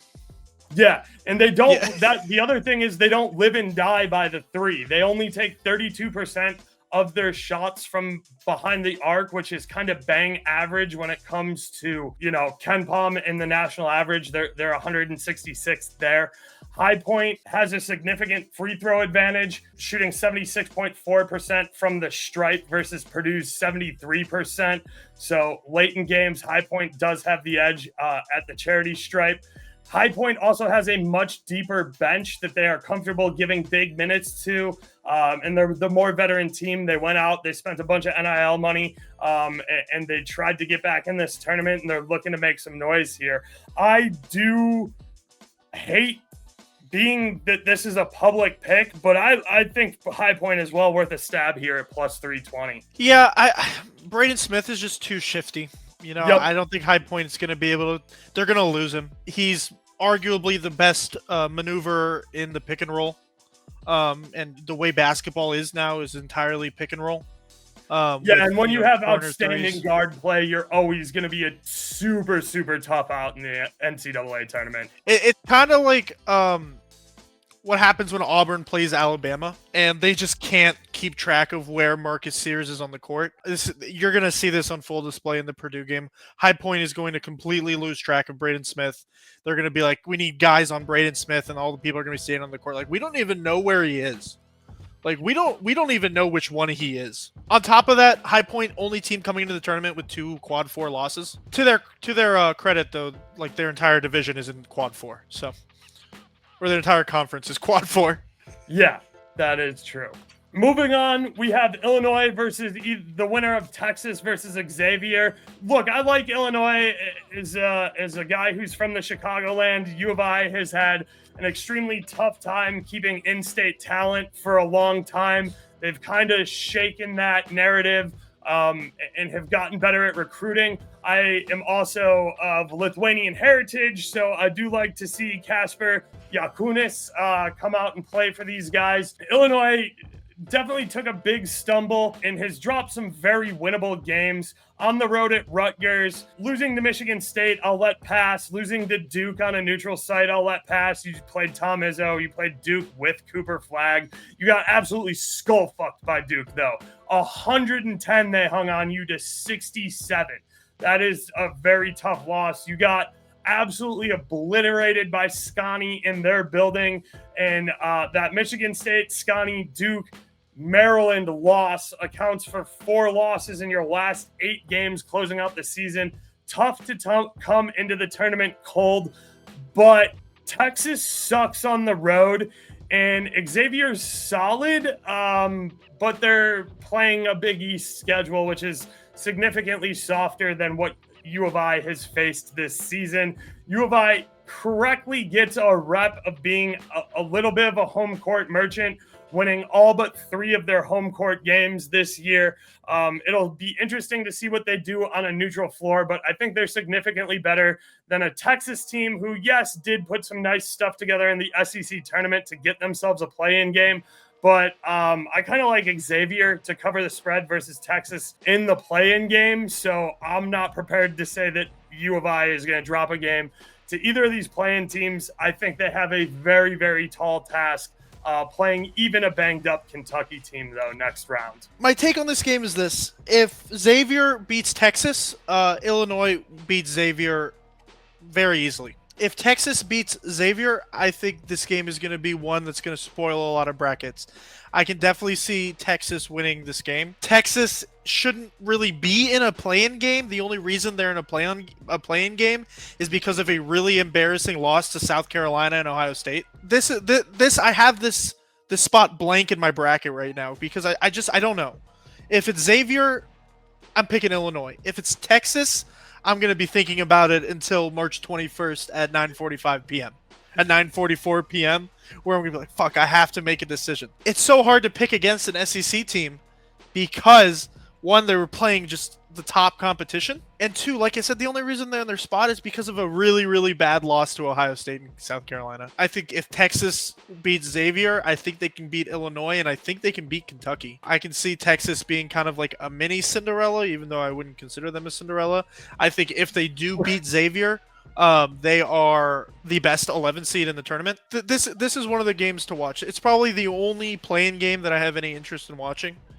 Because it feels like the only play-in game that could actually make a difference in people's brackets. Moving on to the next game, we got Kentucky versus Troy. I want to give a huge shout out to Scott Cross. He should be extremely proud of his players and what he achieved in this Troy program since the 2021 season. He took over coming out of the same conference in the Sun Belt, leaving UT Arlington after he took them on an Elite 8 run in 2017. And he's completely revitalized this Troy program, taking them from like bottom 300 in KenPom rankings into, I think they're 98 this year. But winning the conference and winning the Sun Belt after leaving UT Arlington in the same conference is an incredible accomplishment. And Scott Cross should be extremely proud of how he recruits and how he puts this team together. Unfortunately, this Kentucky squad is dealing with a little bit of injury, but they still have 00 Atiga Uwe, who is an absolute dog. Kentucky is a dark horse here who I can think make a serious run in this tournament. Uwe loves to get downhill. He loves to get to the basket. He loves to finish at the rim. He gets contact. He makes his free throws. And like I said, the guy is just an absolute dog. Kentucky has showed up consistently this year away from home, which is incredibly hard to do in the SEC. And on neutral sites. And they play just extremely tough and a great brand of basketball. Even if they don't win, they have been number covering machines on the road and on neutral floor this year. So they've been an absolute gambler's wet dream when it comes to playing away and on neutral floors. So I do like Kentucky against the number every time they're a dog here in the tournament. And if they get healthy and they get right, I think they could put together a little bit of a run and play Tennessee here, or in the Sweet 16, and potentially make it out into play Clemson in the Elite Eight. Like I said, I do like Clemson advancing over Houston. So I think Kentucky, if they get healthy and get right, can be absolute dogs here. You know, you gave your flowers to Troy, but we have to give our flowers to Mark Pope. What Mark Pope did with Kentucky, he had to basically replace the entire roster. Yup. Finds an absolute nobody in Amari Williams from fucking Drexel. Yup. Has him transfer into Kentucky, and Amari Williams becomes a top 5 shot creating big in the NCAA. With the amount of fucking competition in the SEC, there is a world, and it is not a very far away world from the one we live in, where Kentucky is at the bottom of the SEC this year. Mark Pope has a disastrous first year. Everybody's like, well, there goes Kentucky. John Calipari was everything to Kentucky, so I guess we're just screwed. But in his first year, he has them as a 3 seed. He has arguably a top 10 basketball program still after overhauling the entire roster. So just big props to Mark Pope and what he's done with Kentucky. I have Kentucky going to the Sweet 16. I have them losing to Clemson. I think Kentucky-Illinois is going to be a pretty fun matchup. I think if Texas makes it and they beat Illinois, I think Kentucky-Texas is a very fun matchup. However, part of me really hopes Illinois wins just so we don't have a bunch of fucking SEC teams in the bottom half of the bracket just going after each other. I'm really excited for Amari Williams. He's a really fun player to watch. And I just love coaches find players and entice them to come to their program. And they would have been an absolute nobody if they didn't transfer. And all of a sudden now everybody's talking about them. They become a household name among college basketball fans. Just love that shit. That's the stuff you live for when you're talking about college sports. It's just finding these nobodies who, you know, were dreaming of being accountants and stuff like that. And all of a sudden now they have a potential NBA dream. Absolutely. Let's keep it moving into UCLA versus Utah State. As I mentioned earlier, Utah State are notorious home court merchants. They have a great building and student atmosphere, saw basically every game. And the Mountain West has become a basketball powerhouse recently, again, for the second year in a row, putting more teams in the tournament than the ACC. Lots of upperclassmen transfers here out in the Mountain West, and quality coaching, even though Utah State is on their 3rd coach in 3 years. UCLA plays slow as shit and isn't in a hurry with or without the basketball. Utah State likes to get out and run on offense. Utah State has serious ball security issues that UCLA should be able to capitalize on. Both teams do a better job on the offensive glass than the defensive glass. Both teams fucking suck from the free throw line. Both of these teams have great ball distributors and ball movement, both running in the top 25 of KenPom's rankings for assists to field goals made. Utah State is number 17 in the nation, and UCLA is number 24 in the nation. Utah State relies more heavily on the 3 ball, and UCLA does more work inside. UCLA defends the 3-point line really tough, and Utah State is soft inside it defending the 2. Both teams are comfortable going to their bench, and they have about the same amount of veteran experience here. So give me UCLA in a game that is going to be tough to watch because it's going to be slow and it's going to be low scoring. It's harping on the common theme we have in this bracket, which is the 7-10 game is just who are we feeding to our dominant number 2 seeds that we have in each corner of the bracket. I think UCLA is going to squeak it out. I think it's going to be a fucking snoozer. Shout out to Utah State. The Aggies, good program over there. Again, third head coach in 3 years, still making the tournament. So mad props to them. I was a big fan of Lucas last year, who played for them. So you get a lot of you get a lot of good basketball out there in the Mountain West. It's tough to watch because they tip off at like 10 p.m. Eastern time for us during this season. But if you stay up late enough, Mountain West after dark, always exciting. Last game, it doesn't fucking matter what Wofford does unless the entire Tennessee team gets hit by a meteor. Tennessee's winning this game, and Watford's going to struggle to get to 50 points. It's funny you say that. So I was talking a couple seconds ago about the dominant 2 seeds. This is the only 15 versus a 2 seed that I would tell people to throw half a cup of coffee on. Tennessee, I think, has played the most games in March so far. I think this is going to be their 6th game played in March, which is an average of about 3 days in between games. So when you account for like travel and stuff like that, they have been going through it. They've been going through the ringer. Should they beat Wofford? Absolutely. Should they beat them by 40? Absolutely. Should they stop them from scoring 30? Absolutely. But I think this is one where if you have $1 or $2 and you're thinking about picking up a cup of coffee on the way to work this week, skip the cup of coffee, throw it on Wofford, see what can happen. Only thing I will say about Tennessee is they know how to come up in the big moments. They are a clutch team. They don't make mistakes down the stretch. I think their grueling schedule, their 3 games of the SEC tournament, plus I think they played at the start of March, they played home, away, home, and then the tournament. So a lot of travel. I think there's a chance. And when it comes to the long shots in the NCAA tournament, I'm all about taking a chance. And it's the only chance that I would say go ahead, because Omaha is not coming close to St. John's. Bryant's not coming close to Michigan State. And Robert Morris, as we talked about, has never won a game in the NCAA tournament. So I think I'll throw like $2 on it.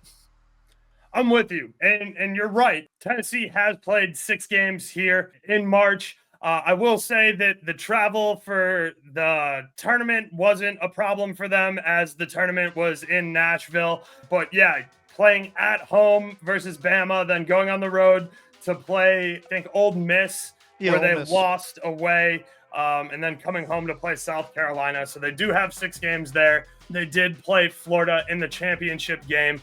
The thing you know about Tennessee is they have an identity, and that's that they're going to stop you and they're going to play very good defense. As long as they can keep the game close down the stretch, they have a shot. Their ability to string together consecutive offensive possessions when they have to have a bucket is my biggest problem with this Tennessee team.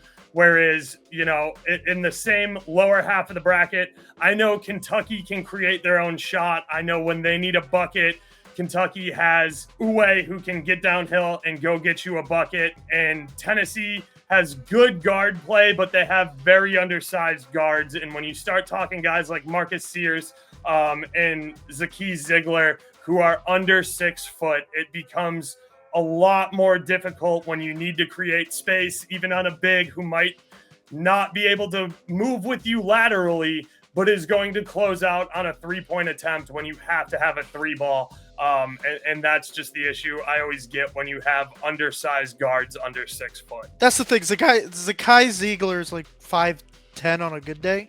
Yeah, he's listed at 5'9", which means he's probably 5'8". But like those small point guards, they're fucking hard to deal with. Like you look all the way back to Muggsy Bogues, the all-time NBA steals leader.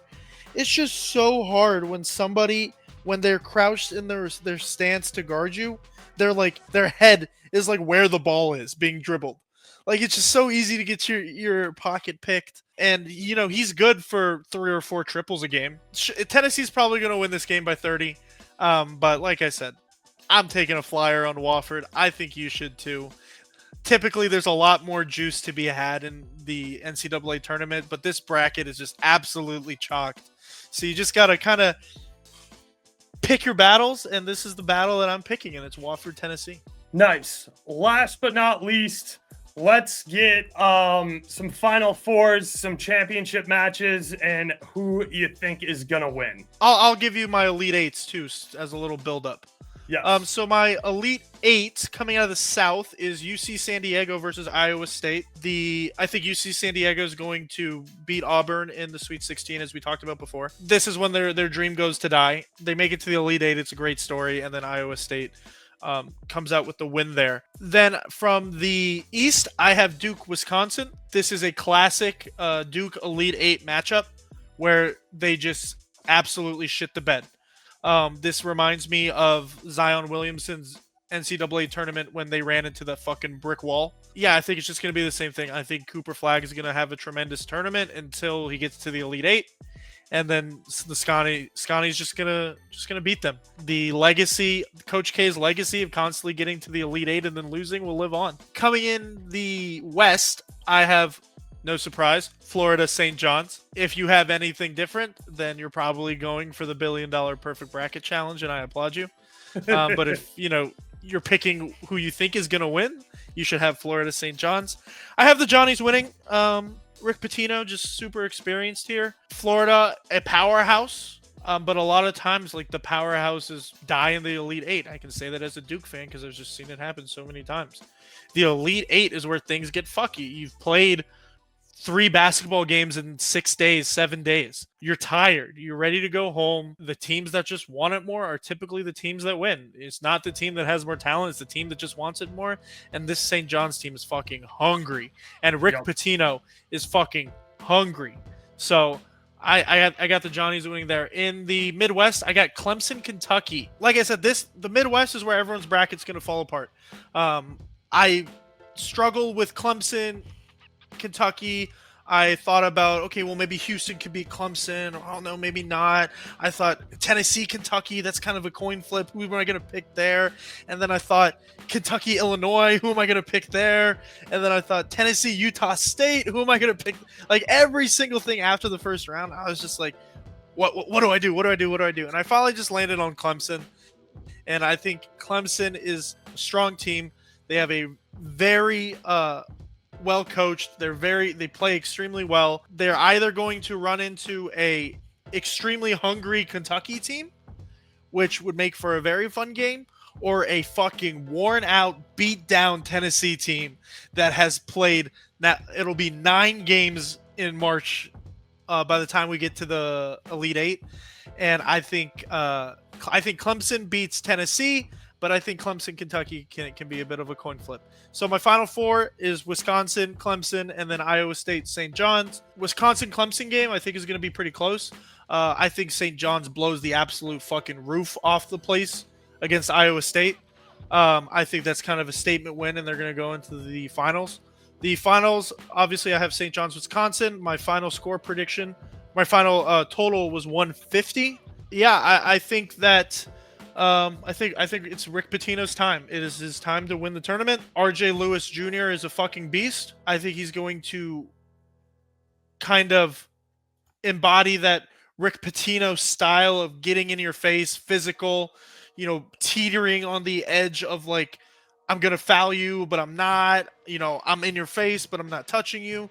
And that kind of bully ball, I think, is going to do really well in the tournament when everybody's tired, everybody's worn out. People are thinking about the NBA draft. People are thinking about how they have to get back to college in time for finals because they need to graduate so they can get a job. And I think St. John's is going to take advantage of that, and they're going to be fucking brutal to play after the Elite Eight. They are going to be fucking pushing you all the way around, and it is going to feel like you're running a fucking marathon after running 16 different marathons over the past 2 weeks when you're playing them. Out of the South, I'll give you my Elite Eight matchups as well.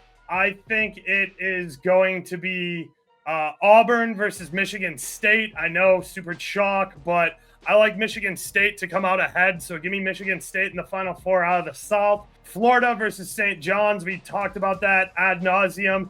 I just, even without the deep tournament experience here from Florida's head coach, I really like this Florida team. I think it's going to be tough to stop them from scoring 100 points. If anybody can do it, it's St. John's. I think that's going to be the best Elite Eight matchup all year, but give me Florida to come away with the W there. In the East, I have Clemson winning. I think this team is super hungry. They've gotten back together. They want to go deeper than the Elite Eight. I think it is Clemson's time to shine here.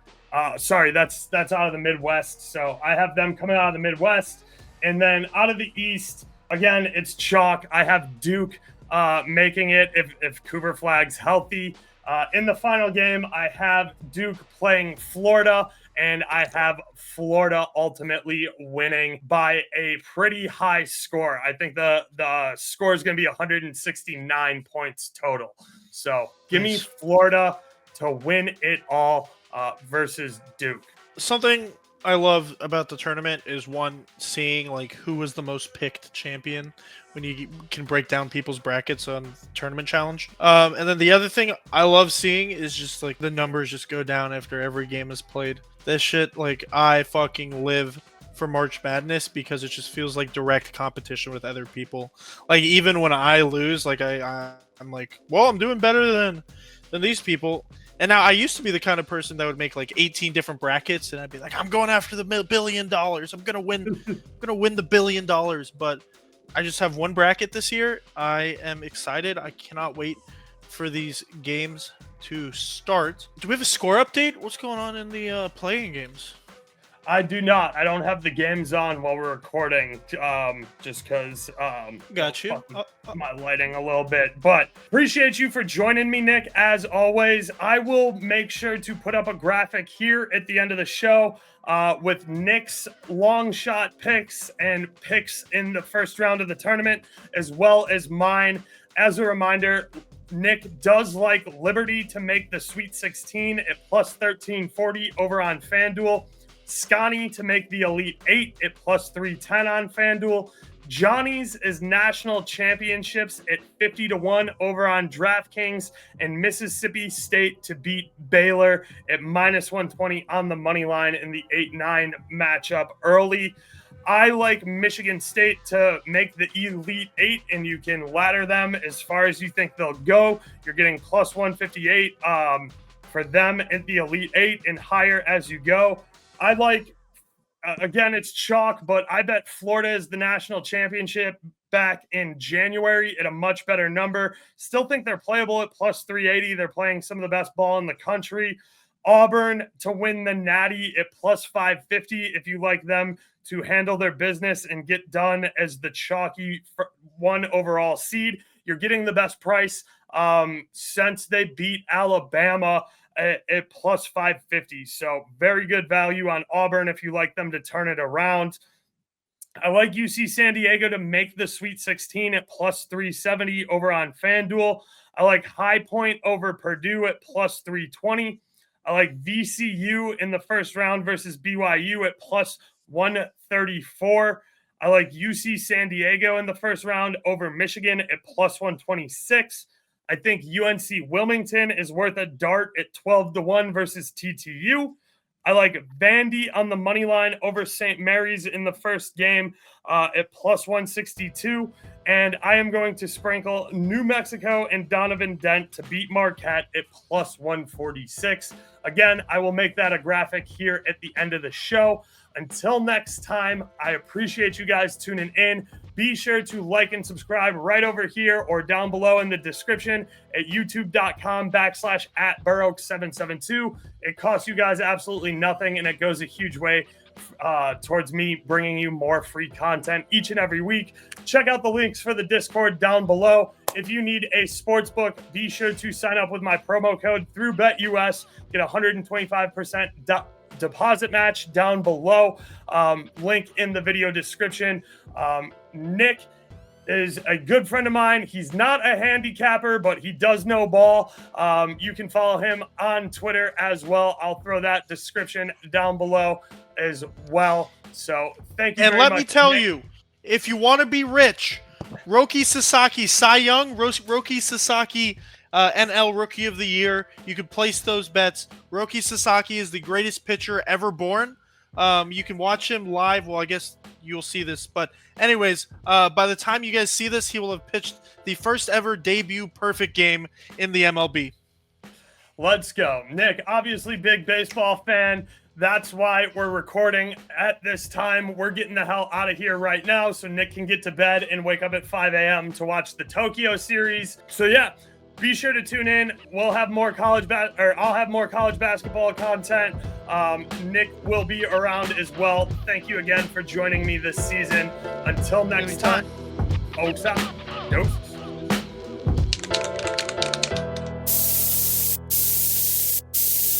We outside!